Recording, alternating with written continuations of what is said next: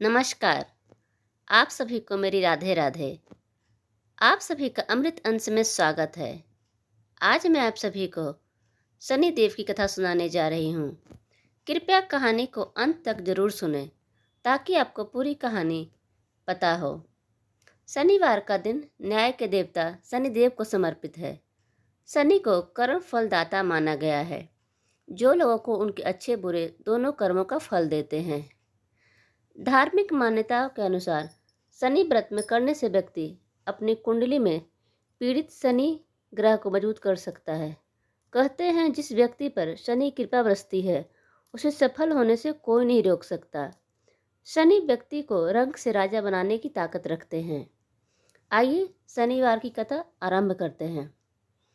एक समय की बात है जब सभी नवग्रहों यानी सूर्य, चंद्र, मंगल, बुध, बृहस्पति, शुक्र, शनि, राहु और केतु में विवाद छिड़ गया कि इनमें सबसे बड़ा कौन है।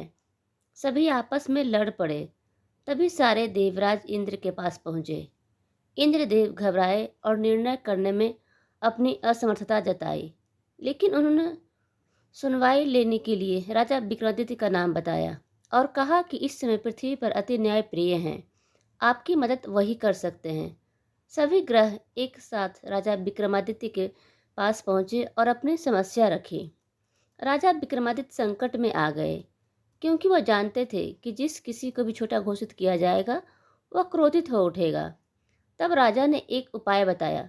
उन्होंने स्वर्ण, रजत, कांस्य, पीतल, सीसा, रांगा, जस्ता, अभ्रक और लौह से 9 सिंहासन बनवाया। इस सिंहासन को इसी क्रम में रख दिया। फिर उन सबसे निवेदन किया कि आप सभी स्थान ग्रहण करें।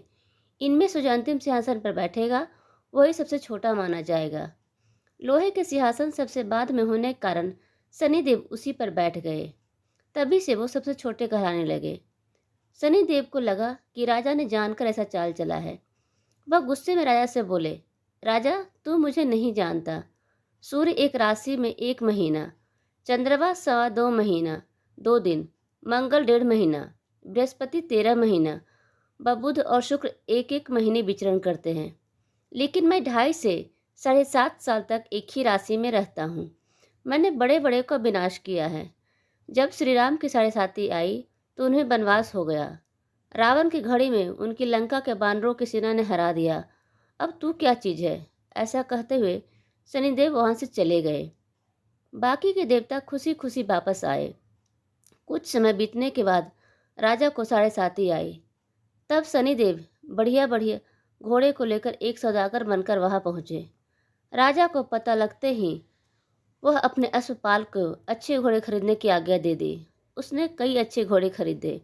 उनमें से एक सर्वोत्तम घोड़ा राजा को सवारी के लिए दिया। राजा के सवार होते ही वह घोड़ा वन की ओर भागने लगा। भीषण बने पहुंचते वह गायब हो गया। इसके बाद राजा घंघोर जंगल में बिल्कुल अकेला भूखा प्यासा भटकते रहे।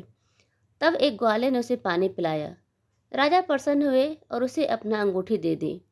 इसके बाद राजा नगर की ओर चल पड़ा। वहां उसने अपना नाम उज्जैन निवासी वीका बताया।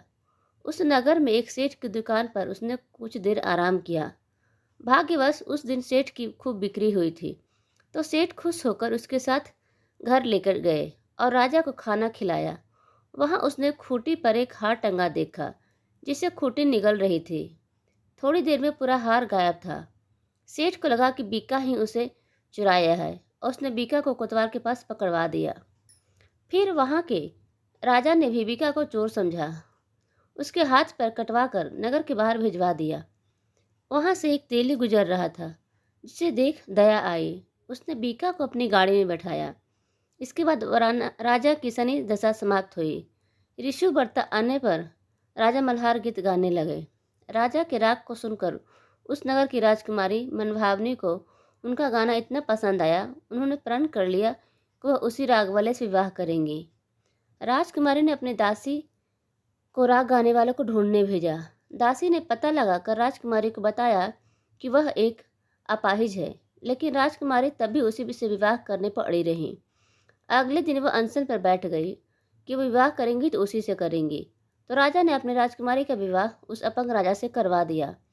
तब एक दिन स्वप्न में शनिदेव ने कहा, राजन, देखा तूने मुझे छोटा बताकर कितना दुख झेलना पड़ा। राजा ने उनसे क्षमा मांगी, प्रार्थना करते हुए कहा कि हे शनिदेव, ये दिन किसी और को ना दिखाना। शनिदेव मान गए और कहा कि जो मेरी कथा और व्रत करेगा उसे मेरी दशा से कोई दुख नहीं झेलना पड़ेगा। व्यक्ति रोज चींटियों को आटा डालेगा, उसकी सभी मनोकामना पूर्ण होगी। ऐसा कहते हुए शनिदेव ने राजा को हाथ पैर वापस कर दिए। सुबह आँख खोलने पर राजकुमारी ने देखा तो वह चौंक गई। फिर बीका ने उसे बताया कि वह कोई बीका नहीं बल्कि उज्जैन नगर का राजा विक्रमादित्य है। सभी प्रसन्न हुए। सेठ को जब यह पता चली तो राजा से क्षमा मांगने लगा। राजा ने कहा कि इसमें किसी का कोई दोष नहीं है, वह तो शनिदेव का क्रोध था। सेठ ने फिर भी राजा को अपने घर खाने का निवेदन किया। सेठ ने कई प्रकार के व्यंजनों से राजा का सत्कार किया। साथ ही सब देखा कि वह खूंटी हार निकल चुकी थी, वही अब उगल रही थी। सेठ ने तहे दिल से राजा का धन्यवाद किया। फिर सेठ ने राजा से अपनी कन्या श्री कवरी के साथ विवाह करने का निवेदन किया। राजा ने इसे स्वीकार कर अपनी दोनों रानियां मनभावनी और श्री कवरी को लेकर उज्जैन नगरी चले गए। वहां राजा का खूब आदर सत्कार किया गया।